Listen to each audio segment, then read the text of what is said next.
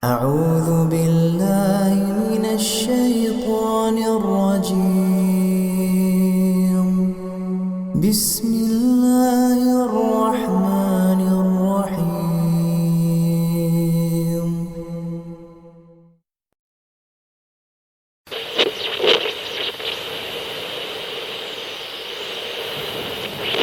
Ini sebetulnya sudah terjadi perselisihan ini, Bu, ya.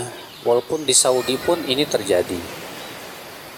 Ya, antara pendapat yang mengatakan bahwa sholat subuh yang ada di zaman sekarang ini tepat dengan yang mengatakan kecepatan 20 menit sampai 25 menit. Ya. Pertama, tentunya dalam hal ini kita, ya, dalam masalah ini pertama mengamalkan sesuai yang sampai ilmunya kepada kita. Saya pribadi pernah pergi ke gunung, kemudian mengadakan observasi dalam masalah ini, Pak, masalah sholat subuh ini. Saya tunggu ketika adzan berkumandang, saya lihat ternyata Fajar Shadiq belum keluar. Saya tunggu sekitar 25 menit baru muncul dia. Fajar kemerahan di ufuk timur. Bang Heru juga pernah, beliau berada di laut. Ya, bersama teman-teman orang angkatan laut. Iya, angkatan darat. Angkatan laut.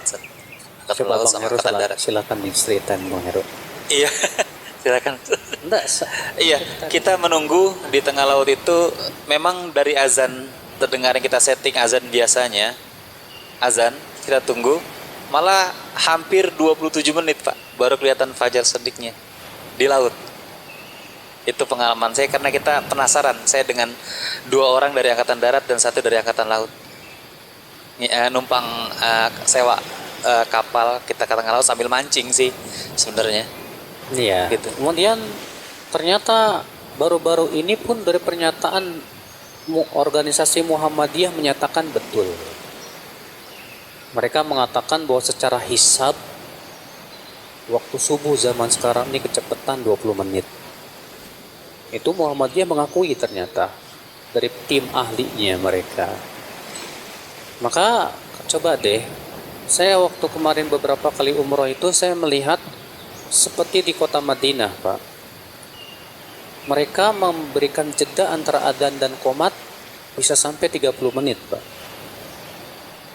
Kalau di Mekah saya pernah hitung 20 menit antara adzan dan qomat. Tampaknya mereka juga mengambil kehati-hatian.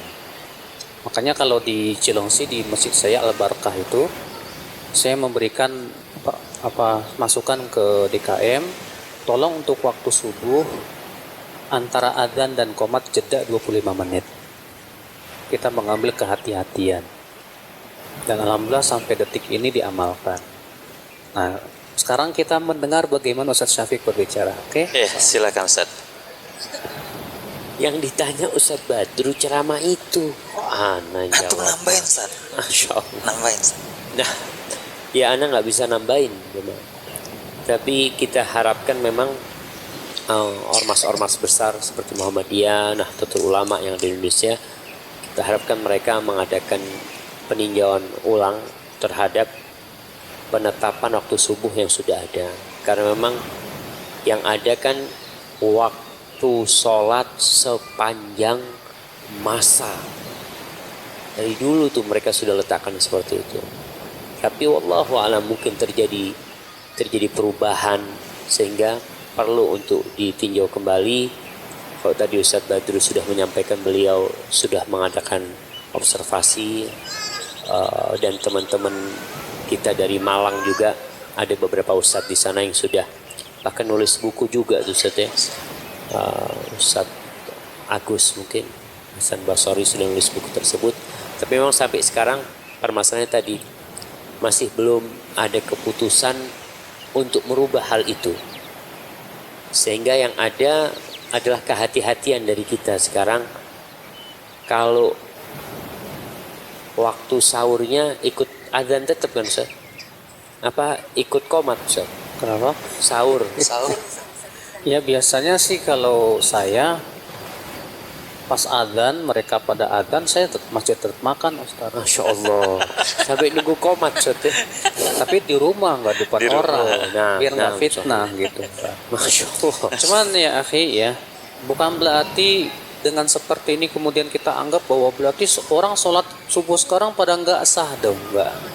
Kita tidak katakan begitu karena orang mengamalkan sesuai dengan keyakinannya dan Allah tentu akan mengikuti dugaan masing-masing hamba-hambanya.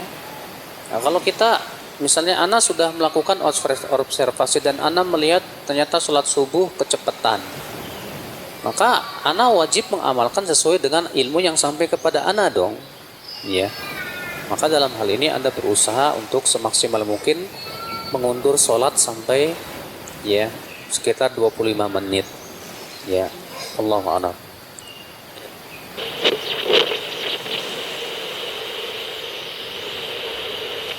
Di antaranya pertanyaan pertama, apakah azan sholat subuh yang berlaku di tanah air kita ini sudah tepat atau kecepatan?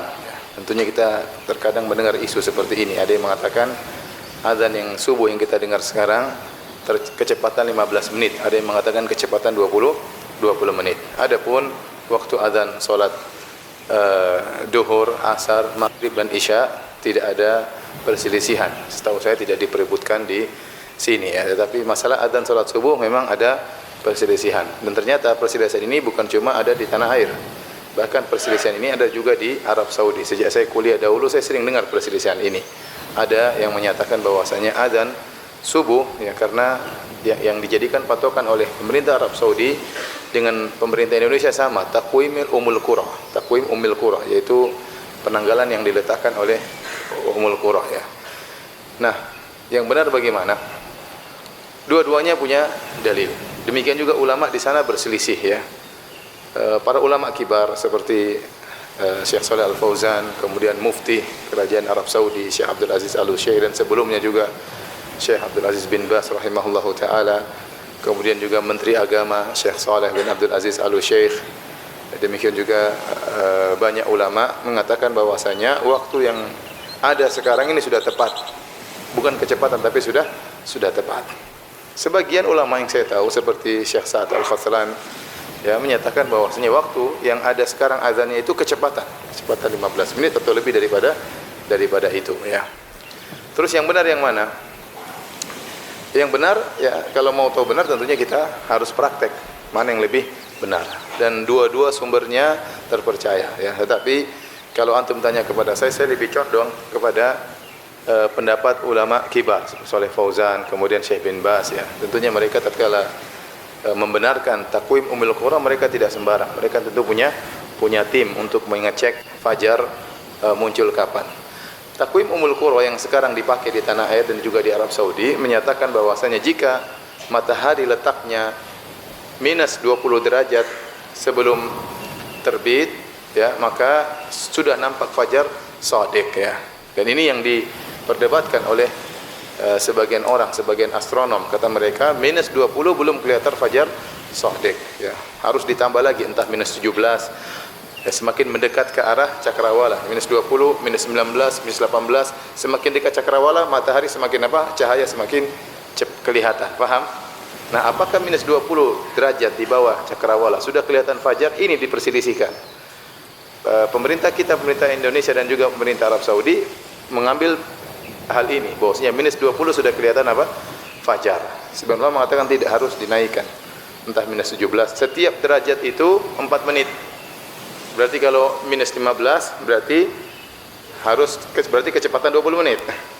Kalau minus 16 berarti kecepatan 16 menit ya. Mereka yang mengatakan sekarang pun kecepatan, mereka pun berselisih. Kecepatan berapa menit ya. Hadirin hadirat yang dirahmati Allah Subhanahu wa taala. Saya lebih condong kepada bahwasanya azan yang dikumandangkan sekarang sudah tepat. Kenapa? Pertama dari sisi itu pilihan para ulama kibar ya.